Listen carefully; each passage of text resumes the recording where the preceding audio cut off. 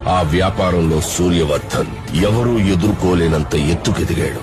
వ్యాపారాన్ని భద్రంగా కాపాడుకోవడానికి 5 పార్ట్నర్స్ ని మూల స్తంభాలుగా ఎంచుకున్నాడు. భార్గవ్, రాజేంద్ర దేశాయ్, ఆండ్రూస్, గురు పాండ్యన్. సూర్యవర్ధన్ కున్న అతి పెద్ద బలం అతని తమ్ముడు అధీర. అతని సామర్థ్యంతో కట్టిన ఈ కోటకి సూర్యవర్ధన్ కొడుకు గరుడ చేయి తోడైంది. వారిద్దరి సారథ్యంలో కేజీఎఫ్ ఎవ్వరూ ఊహించలేనంత భద్రతలో ఉంది. యుద్ధంలో 3వ వాడి అడుగు పడింది.